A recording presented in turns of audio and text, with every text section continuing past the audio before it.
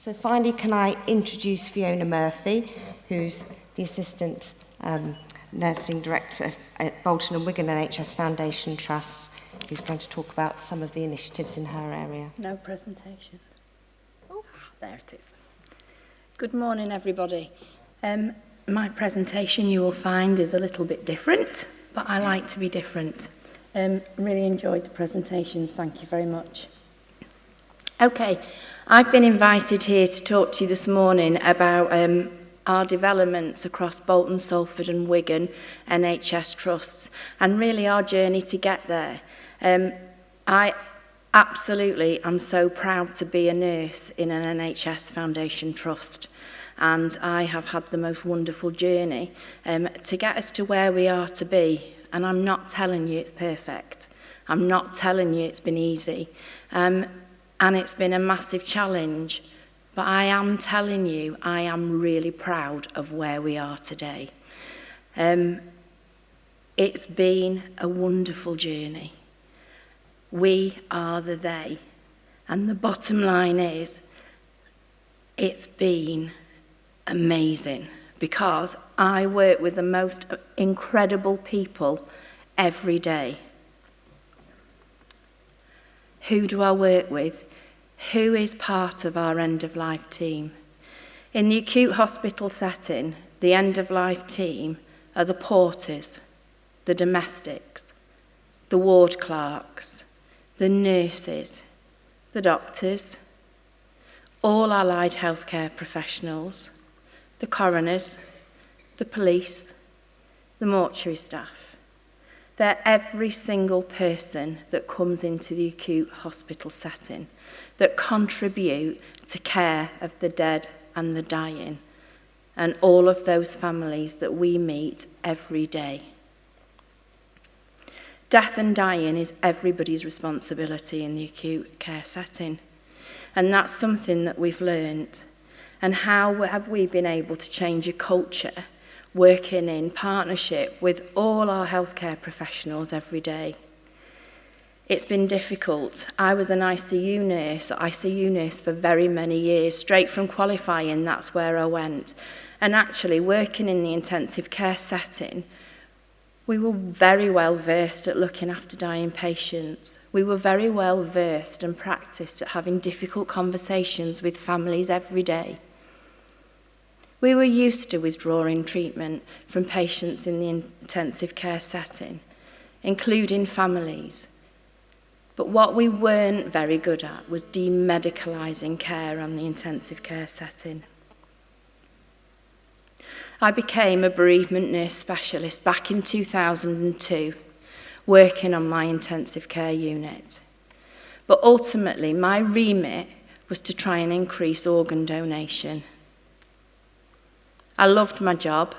I was passionate about increasing organ donation throughout the country.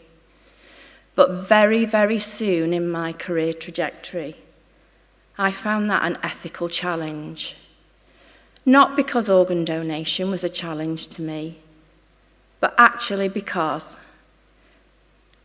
the ability to be able to provide bereavement support to every family, every time, was actually not there in the NHS setting. And I found that tough. I looked after a gentleman one day called Harry. Harry's wife Mary was brought into ICU. They'd been walking out in Rivington in Lancashire with their dog the day before, and his beautiful wife had had a subarachnoid hemorrhage. She was brought into intensive care, and 24 hours later, Harry was told that his beautiful wife of 50 years was going to have her treatment withdrawn. We had the conversation together. I asked him if he'd like to be with me when I was going to extubate his beautiful wife. Not only did he want to be with me, he was going to lie on the bed next to her as we took her ventilator away. Before I took her ventilator away, I checked the organ donor register, his beautiful wife, was on the organ donor register. She'd expressed a wish in life that she'd like to donate.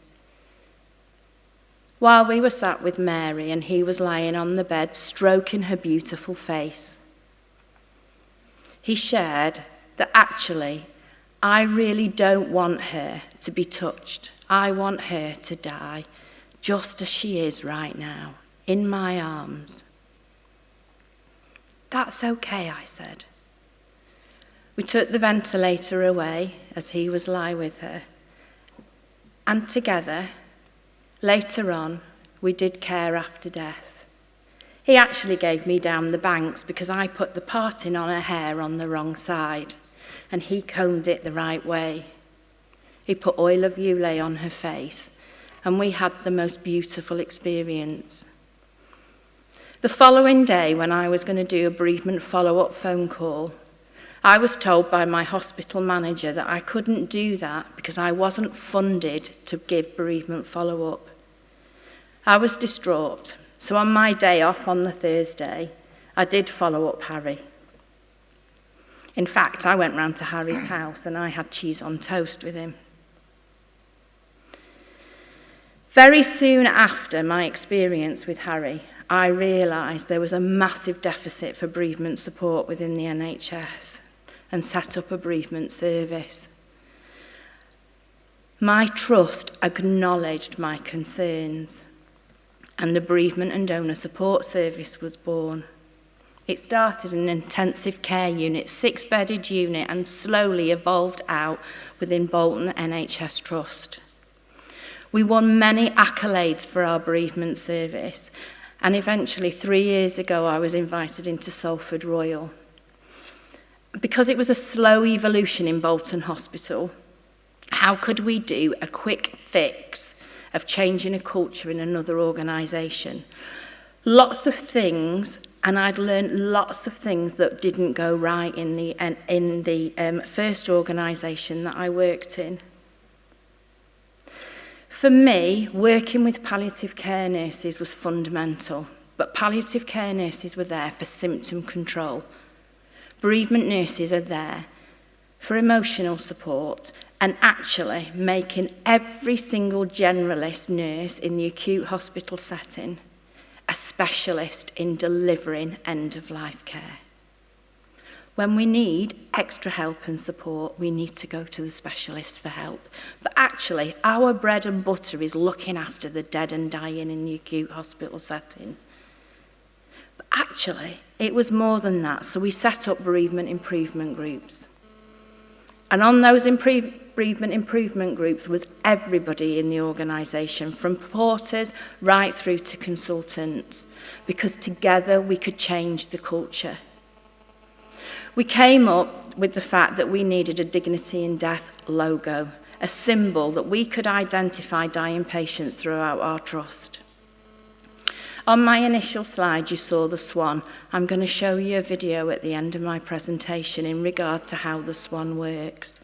The swan actually means happy death in Roman times, and that was developed and found really by a brand newly qualified Band 5 nurse within Salford Hospital. The swan's used really effectively, and it works beautifully.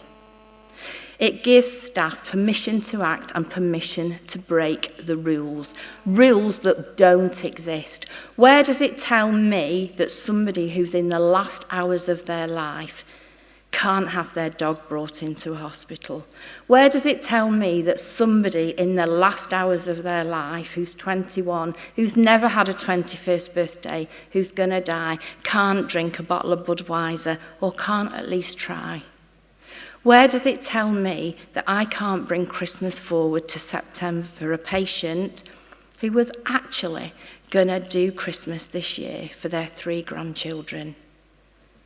Where does it tell me that something magical in the NHS on a ward somewhere is not facilitated by a hospital nurse? Because do you know what? Across my 3 trusts, something magical happens every day, but it's not publicised. We don't hear about it, because it's a usual part of end-of-life care. What's magic about the bereavement services across my organisations, because they ain't perfect, is that every patient, every time, are given the opportunities of mementos, locks of hair, handprints, photographs, because what we do is what is offered to children that die, that just happens naturally. But those children might be 78 years old, and those families deserve a memory too. 98% of our families want a photograph because they might just want to put it under their pillow to feel like they don't actually sleep alone. ICU patients get the opportunity when we're going to withdraw treatment to go home to die if that's what they wish. ICU deaths are demedicalised now, and we have a swan suite in accident and emergency, so our patients that are brought in suddenly, unexpectedly, don't die on a trolley. That's hugely important to me, that our patients don't die on a trolley. Our suicides that are brought directly into our mortuaries are given the same choices. Those families are offered photographs, locks of hair and handprints, and those families are offered bereavement support in exactly the same way that our families that die on the wards, irrespective of cause or mode of death, are given a follow-up phone call within 24 hours, whether they're under the palliative care team or not, and we work together in harmony. Our ward clerks can go in and support a family and take them a cup of tea or a cup of coffee, and we routinely have open visiting for every family, every time.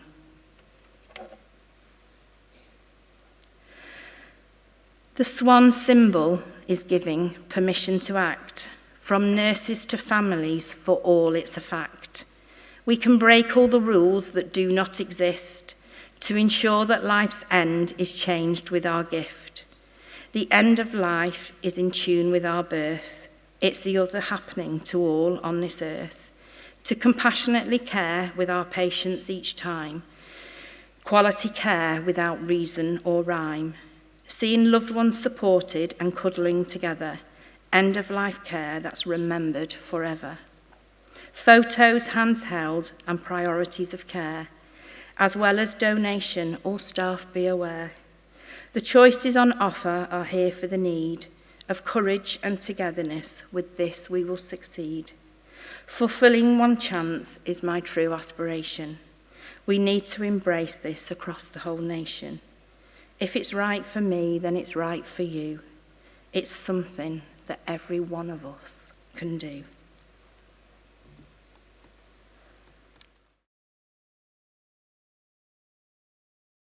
Death and dying is really, really difficult for healthcare professionals to deal with, irrelevant whether they work in the hospital setting, hospice, nursing home. The reason that we've introduced the swan symbol as a Dignity in Death logo across the Alliance is really important, and that's been down to family feedback. But more than that, it's been down to staff feedback.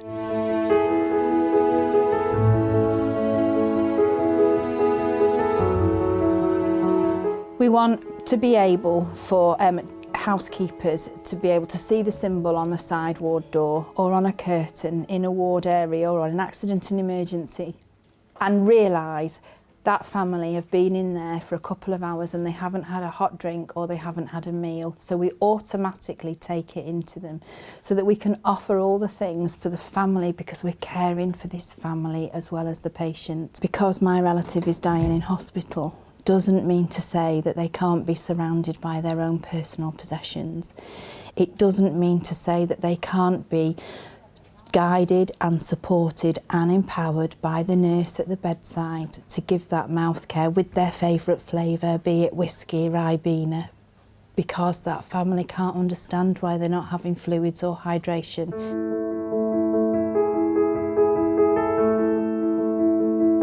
It doesn't mean to say that they can't get into bed with their next of kin. It's a great way to give families control in a totally uncontrolled situation.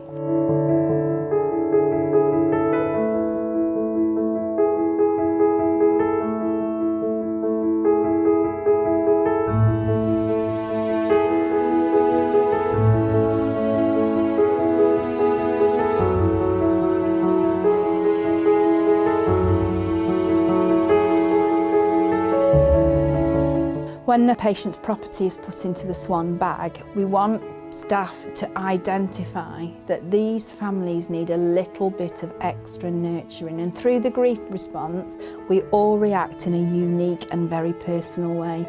So if they're angry on the corridor, there's a very good reason that they may be angry, and we just need to support and nurture them.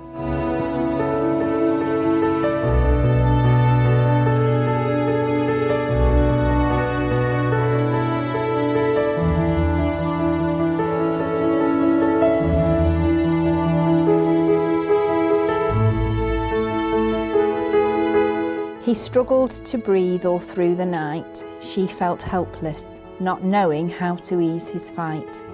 Then suddenly an angel in disguise said, "This is your time with you before he dies. You decide what's right for you. No one here can tell you what to do." She lay beside him in the bed, whispered words of love and tenderly stroked his head.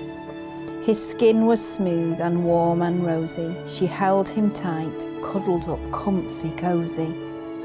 She lulled him to sleep with soothing words and touch, knowing she gave comfort to the man she loved so much.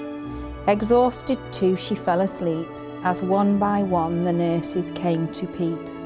Then suddenly a miracle occurred. It may have been a touch, a word. In a beautiful moment, as she quietly cried, his breathing stopped and he contently died.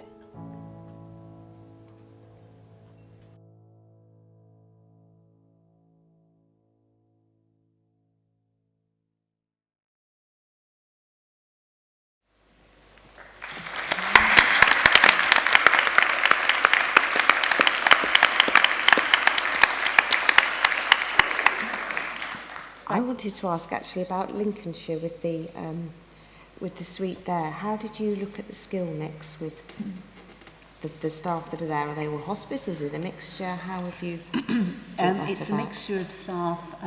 The ward lead actually came from Hospice at Home service, so very much involved with community working, with relationships with GPs, with community nurses, community teams, and we felt that was really important.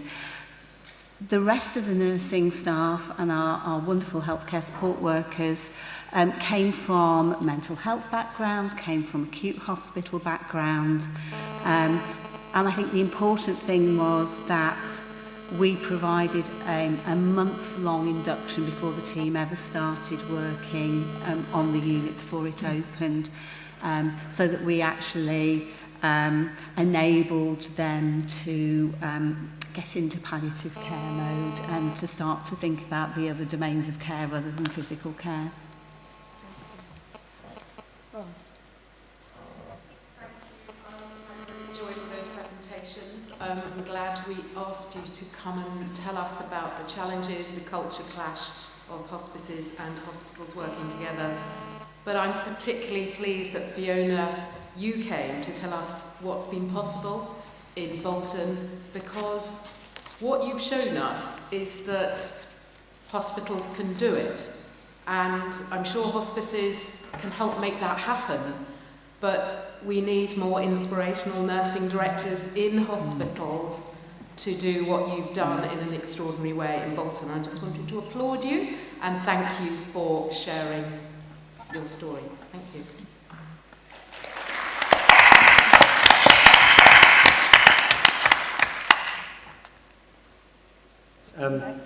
Giles from Liverpool. I'm really impressed by the presentations, and thank you both from the hospices looking inwards but also from the NHS looking outwards. I think both inspirational. I guess that one thing that I think is probably the biggest opportunity out there, probably for end-of-life care, is CQC, and nobody, maybe I missed it, but the CQC and the domains of care in the inspection, end-of-life care is one of the big domains of care. And particularly because I work in the hospital, the University Hospital here in Liverpool, I guess the difference it makes in a university hospital is suddenly end-of-life care is on the chief executive's table for the first time with CQC.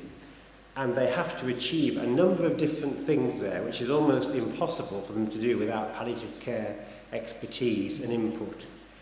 And so I think around the NHS hospitals in this country, the chief execs are desperate to kind of get this right, because this is part of their star rating. And so the opportunity for palliative care and the opportunity for hospices to engage and to be listened to, I think that is a huge lever for us. They need end-of-life care strategy groups sat in those trusts, driving this agenda, demonstrating all the evidence. And you guys and everybody in the hospices is able to kind of give so much into that agenda.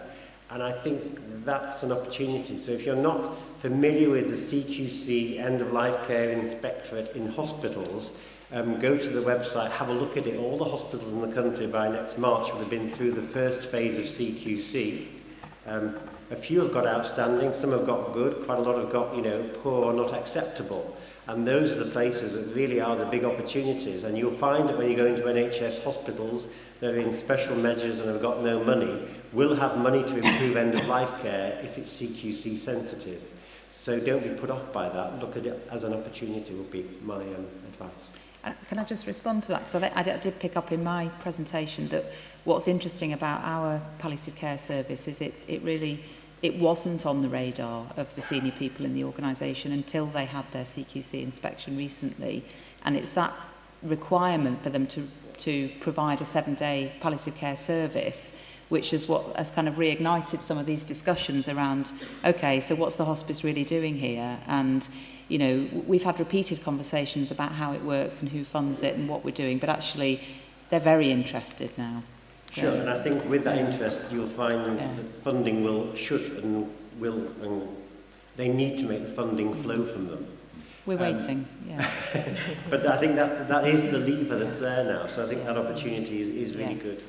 Yeah, I mean, I was quite pleased, John, that we got a requires improvement for end-of-life care, because I actually wanted us to get it, because we told the CQC inspectors things that we'd been bleating on about for a long time. I mean, things like end-of-life care training for all is mandatory, and those things are now part of the CQC response that we need to deliver, and you're absolutely right.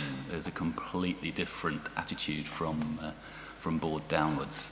And the CQC did say to the acute trust that they needed to strengthen their relationships with the hospice on the back of our outstanding rating as well. So I think there was that genuine recognition there. I think it's similar in Lincolnshire. I mean, the reason we're now working with the trust on the education is because of the requirements for CQC. Although in the presentation I said that we didn't make a big impact with the Palliative Care Directorate, actually we changed track. We brought in a service manager to support that team, and that was recognised within the CQC report for the acute trust. So I think it's a really important point that you make.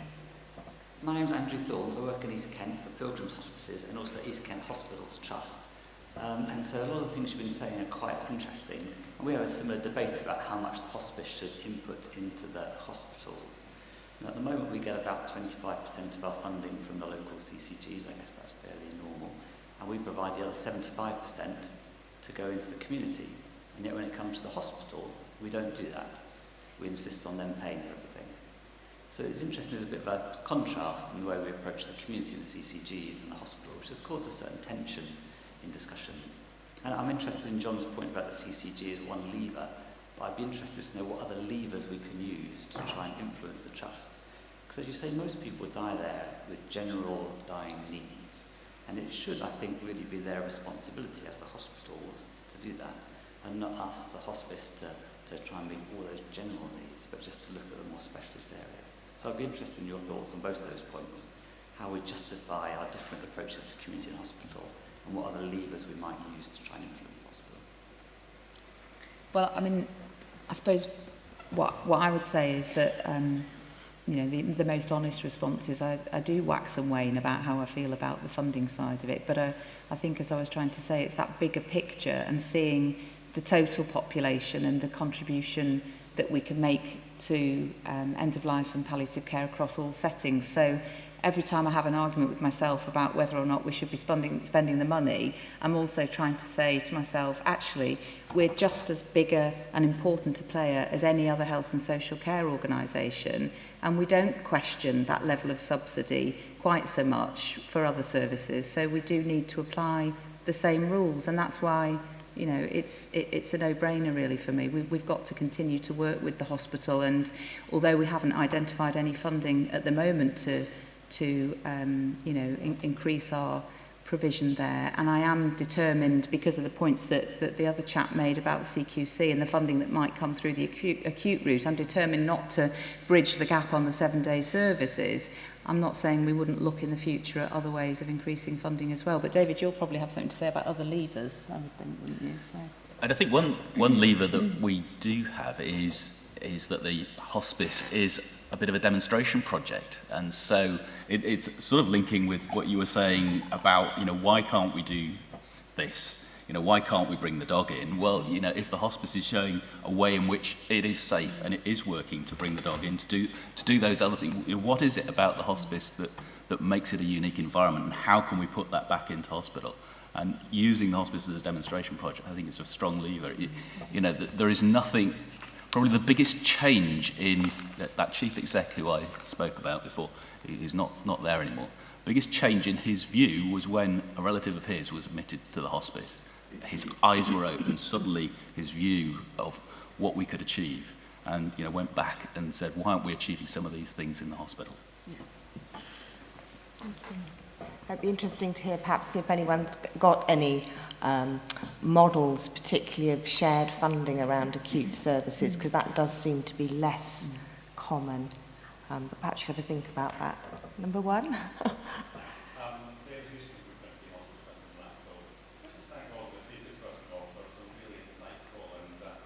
Inspirational ideas, which we can all take on board. Our service in Blackpool and on the Fylde Coast is very similar to the Ashgate model, and we have slightly more hospital CNSs in at the moment. From a very positive point of view, and actually to answer your question, we have just got agreement from the Chief Executive up in Blackpool to fund an additional hospital CNS themselves to add to our team. We have decided, as part of that negotiation, to put an additional post in ourselves as part of trying to move towards 6-day services. It won't go quite to 7. But I think it reflected the pragmatism that's required. At the end of the day, hospitals have got some serious financial challenges. So turning up and saying, if you want to respond to the CQC, which indeed they do, you're going to have to pay everything yourself. You'll be lucky if you really get the services that you require. And I think we need to come back to why we're here as a movement. I think the other thing which I think is very practical is there is a little bit of an element of, if you're paying for part of the service, you have more influence in terms of the outcomes. And obviously we're all increasingly working collectively across our areas with strategy groups and so on and so forth. But I think we still need to recognise that there's a cultural difference if you start from an acute trust perspective and if you start from a community-based hospice perspective. So having a little bit more leverage in that, because you're actually putting cash into the system, helps a lot. We've certainly transformed our services on the Fylde Coast to be quite far ahead of the national average for deaths outside the hospital, because we were prepared to put that level of commitment into it. So I'd certainly say it's worth putting your money where your mouth is, but equally expect the other party to do so as well before you actually put the cash in. Two questions, if you don't mind. I'm going to be a bit rude if I ask them too. The first one really to Fiona. Obviously you're not too far away from us, and we hear an awful lot about some very exciting things that are going on at Salford. What are the departments that you're still having real difficulty in sort of getting that type of approach, and how are you trying to to get them on board. So that's one question. If you don't mind the other question, which is to Jane. Jane, obviously we debate about whether it's right to put a sort of hospice in a hospital or whether that brings more competition. Would you have done that if it was geographically closer to your inpatient unit, or would you have adopted an approach perhaps more like Ashgate or Salford? So those two questions, if you don't mind. Thank you. One of my hospital intensive care units, so I have 3 intensive care units, and one of them I have got real difficulty in at getting the clinicians to ask the question of where their patients who are having treatment withdrawn would like to die, where is their preferred place of death. And I find that really, really sad, because 2 of the intensive care units, consultants are embracing this and having the conversations with the families and very often the patients, because they're awake and ventilated. But one of the intensive care units absolutely won't embrace this kind of practice, which really makes me feel very, very sad. And then in one of the trusts that I work in, one of the care of the elderly wards, which is where a lot of our dementia patients are looked after, is another area where is really difficult for patients who've got dementia and delirium on top of their dementia with a UTI, where very often it's not medication that these patients need, it's maybe skin on skin because they've come into hospital and they've been cared for with their husbands who've looked after them, and maybe, you know, it's just a cuddle that they need that will really, really calm them down. But actually, it's maybe a sister that's worked for 20 years and we don't do that type of thing in hospital. But do you know what? That's probably the thing that would work the best. And that makes me really, really sad, because it's changing that mindset. And I know what I do is really pink and fluffy and maybe not quite so conventional, but often pink and fluffy is a good thing to be when we've done all the symptom control with medication, but often medication should be the last line and we should try this other stuff first. So yeah, that's frustrating sometimes, but you know what? We'll get there. And to answer your question about local distance, our 11-bedded specialist palliative care unit in Lincoln is serving a great deal of the population of Lincolnshire, and I think we recognised that community nurse-led beds were an important part of the offer for patients, where they can be cared for locally. The roads are not good, an hour at least to get from Grantham to Lincoln, and you know, that's at the top part of the CCG. It's giving patients the choice. I think if it had been closer, we may have looked to do something different.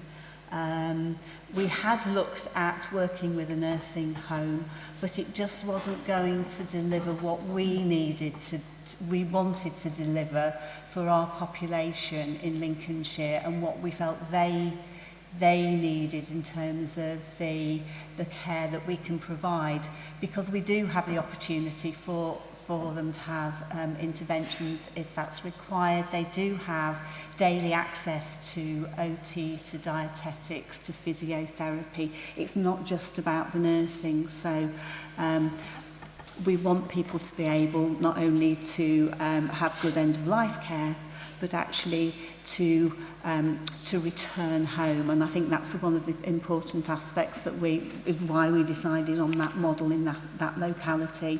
As I say, it was bespoke to that locality. And I think if we were doing it even within another locality within Lincolnshire, it might look quite different. Okay, you've got time for one more. Thank you. Thank you. I was hoping I'd get one more. I'll make this fairly quick. I'm Sally Taylor. I'm from Plymouth. I'm from Torbay. And the reason I say the both is because the hospice palliative care service in the Plymouth area is truly integrated, and we have a great hospital service, and I know that we could put more and more money in if we had that money available. And actually, I don't really care where it comes from. If I had the money, it would go in that service.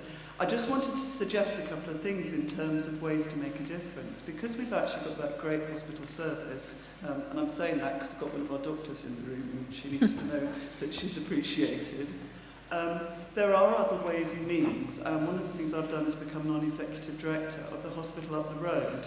And since I've been a non-exec director there, I lead on end-of-life care, older people and patient experience. And you can make a big difference if you join up with your colleagues and maybe actually ensure that you can make that difference. So it's great to hear all of those stories on the podium. I'm really, really pleased to hear so much work is going on. I believe passionately that hospices should be working really closely with acute hospitals. So not a question, just an idea maybe to help everybody. Thank you, Sally. Right, I'm afraid we've run out of time. Could you thank all of our fantastic speakers, please?